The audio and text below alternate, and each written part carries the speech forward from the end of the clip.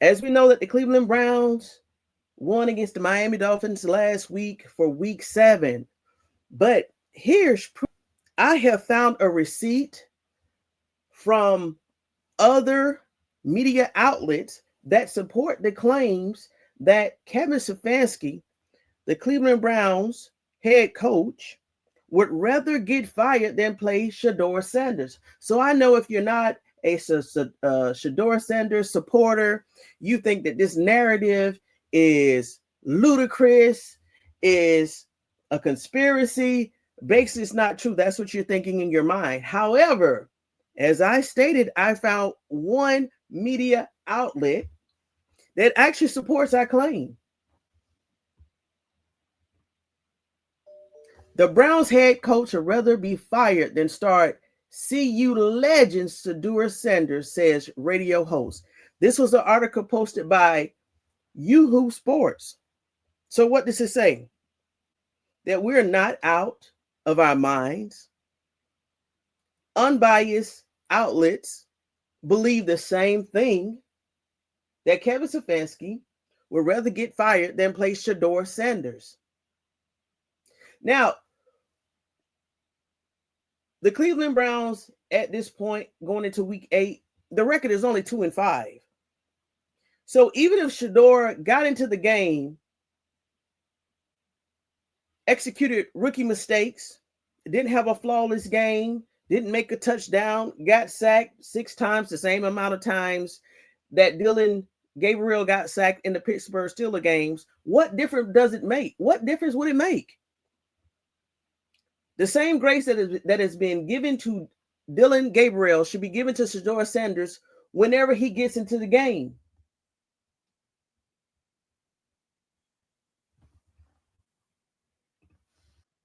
But everybody doesn't see it like that. They think that Dylan Gabriel should play as long as he can play, and Shedeur Sanders should not even get an opportunity to be on the field. That is totally ludicrous. Totally ludicrous. But we shall see. Shedeur Sanders, your time is coming up. We already know this. We're echoing this throughout the universe. But just to know that Kevin Stefanski, for whatever reason, he is not even considering that notion as a possibility. So let's just play devil's advocate. Let's say Kevin is not attempting to get fired for not allowing Shedeur any playing time on the NFL field. However, he's definitely not trying to keep his job by still allowing Dylan Gabriel to be QB1. Even though Cleveland won the game against the Miami Dolphins last week, Dylan Gabriel's stats at halftime was 5 for 7, only throwing 55 yards. 55 yards. In one of my earlier videos, at the end of week 7, Dylan Gabriel's QBR rating was only a 30.8. 30.8. So what is Kevin? Why is he leaning so heavy on Dylan Gabriel? I mean, yeah, he's producing. He's not, well, I can't say he's not turning over the ball because he had several potential interceptions in the Pittsburgh game. He had a couple throws in the Miami game that actually could have been interceptions, but they went through the defender's hands, and one was called back because of a flag. So that was ruled. That didn't go against his stats. But what is Kevin Stefanski waiting on? A lot of people believe that Kevin Stefanski believes that he's going to save his job by not throwing the ball away or losing the ball or not protecting the ball in Dylan Gabriel's hand. And if you ever watched the Miami game, you see that he didn't even trust Dylan to run into touchdowns when Cleveland got near the end zone. He gave that responsibility to their running back, Quinshon Judkins. So what really are we talking about? What are we talking about? Dylan is not a franchise quarterback. He definitely can be a serviceable quarterback. Shout out to G. Bush. I love you, G. Bush. But Dylan is not that franchise quarterback. Now, for some reason that we don't know, the reason why Kevin is saving Shedeur, saving Shedeur from any unnecessary injuries or mishaps on the field, they could take that to the bank. No, matter of fact, they can't take that to the bank. That sounds ludicrous. If Shedeur Sanders is that 5th round pick that Cleveland Browns think that he is, they should throw him out there to the wolves, right? They see him as disposable. They see him as no value to the team, so why are they still keeping him? I'm pretty sure I've heard through the grapevine that several teams have requested Shedeur Sanders in a trade. Cleveland says no. Several teams have tried to acquire Shedeur. Cleveland has said no. Why is that? They truly know who Shedeur Sanders is, his value, his talent, his abilities. But the reason why they're saving him on the sideline, don't know. I don't know. But it is what it is.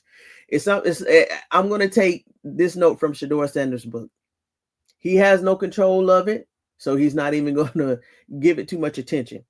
I'm going to take that same approach. I can't control what the Cleveland Browns do. I can't even control what Kevin does. None of us can. So guess what? We're just going to keep rolling on. We're just going to continue to support Shedeur Sanders, this journey that he's in, and still wish for the best. I still believe around November the 9th. I don't think we will have to wait to December to actually see Shedeur. I don't think that will be the case. Hopefully we'll get to see him November the 9th of this year. That's week 9. I like that. Week 9, November the 9th.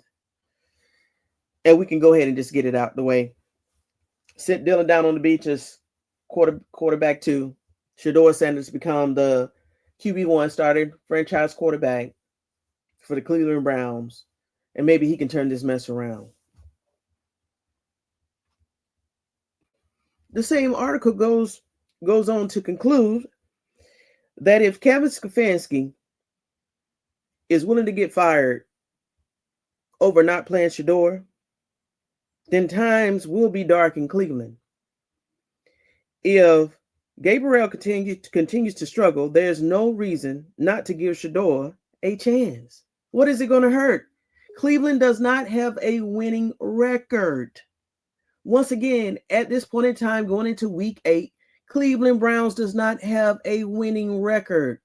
So if they was to put in Shedeur against the New Patriots, and let's just say by chance they lose, which shouldn't be an issue because Dylan has lost 2 games as Cleveland Browns quarterback 1. So if Shedeur Sanders get in the New England Patriots game for week 8, and let's say he loses, what harm is it going to do? At least he got exposure to the game. He's got an official NFL regular season experience. And so what? Still put him in November the 9th. Let him start that game also. I don't see what the big issue is. Cleveland does not have a winning record that Shedeur Sanders could even threaten with a potential loss. So that's what we're dealing with. That's exactly what we're dealing with. Some of the ridiculous narratives that are coming from Cleveland's own media is ridiculous. Going into week 8, they're still saying Shedeur Sanders cannot play or understand this vanilla, very simple playbook that Kevin Stefanski has. Yeah, we saw a little bit of excitement in the Miami game, the couple Wildcat plays, that got touchdowns. But guess what? Going into week 8, the New England Patriots are going to press Dylan.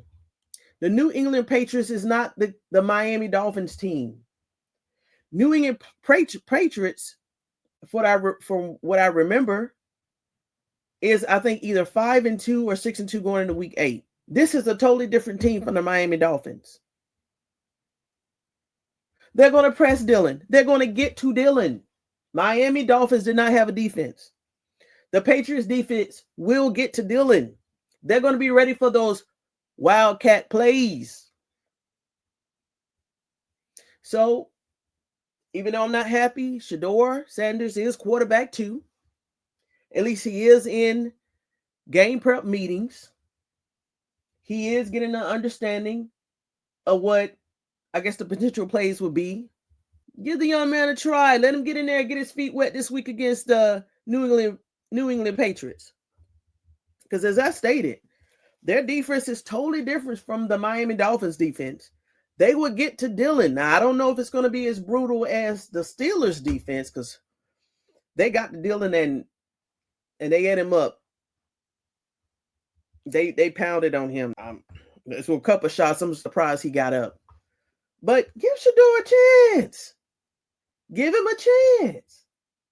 Now, I will say, if Dillon goes in to week 8 game against the Patriots and he's dinking and dunking, he's throwing those 3 to 5 yard passes, can't get down the field, can't throw the ball down the field without an interception, or the wide receivers dropping them. And I don't think it's against the wide receivers. I actually think that Cleveland has pretty good wide receivers.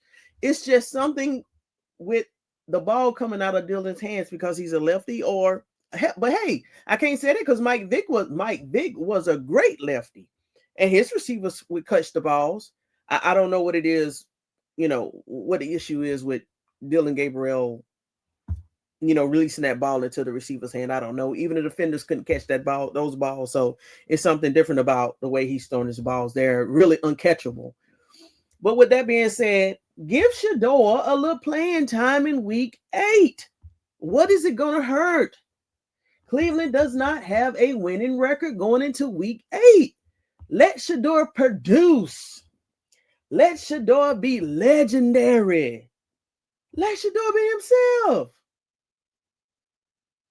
And as I stated in an early video, out of all the Colorado Buffaloes that were drafted in this year's draft, I think Shedeursanders is the only Colorado Buffalo player that has not received NFL playing time, except for the one game where Shedeur was dominant in the preseason game against the Carolina Panthers. But if my research is correct, Shedeursanders is the only Colorado Buffalo player that has not received playing time so far in the NFL, and we're heading into week 8 against the Patriots. So, with that being said, we'll still sit patient. We'll still wait on that opportunity for his opportunity. I still got my 12 jersey still in the package on the side of me, waiting to put that on.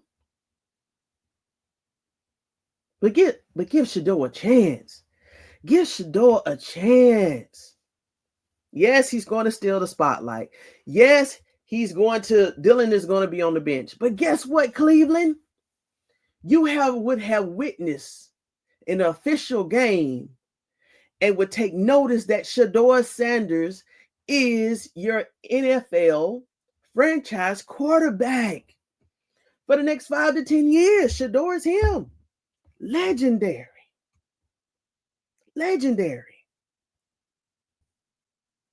And just to make this known, going into week 8, it's Tuesday. There are no rumors of Shedeur starting from what I've heard. Yes, we have hopes. We have aspirations. We're on pins and needles just waiting for him to play, just to get in. He don't even have to start this game. We'll be satisfied. Just put him into play.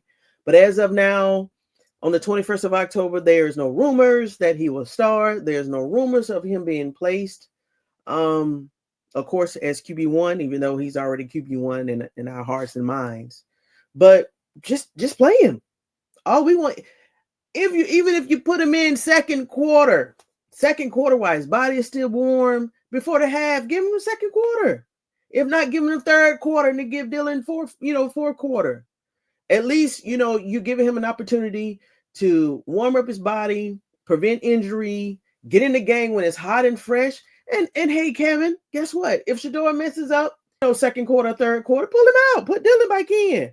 But at least allow him to get on the field. What are we talking about? You have a losing record. Give yourself a chance to see something different. Dillon is limited. He's limited. Not saying he's not a good QB, but he's still limited. Put Shedeur out there, see what you got. Scratch that lottery ticket. Scratch that ticket. You're going to be surprised. What's on that ticket? But I think, Kevin, you already know. Kevin, you already know who Shedeur is. Haslam, the owner of the Cleveland Browns, already said that Shedeur will play this year. So go ahead and get it over with. If you don't get it, if you don't at least allow Shedeur to get in this game for at least one quarter, start him on November the 9th. It would be a great day in the NFL world, the community, and Shedeur supporters. Just throw him out there, because Shedeur will float. He's legendary. So you don't have to believe me. You can believe what you want to believe, but stay vested up. But look at this. Look at this. A lot of people is believing this. And we're standing 10 toes down. Kevin Stefanski would rather be fired than start CU legendary Shedeur Sanders. Hey, well, his supporters are not the only ones saying this. Even the media is starting to report this. Okay. Believe what you want to believe, but stay vested up.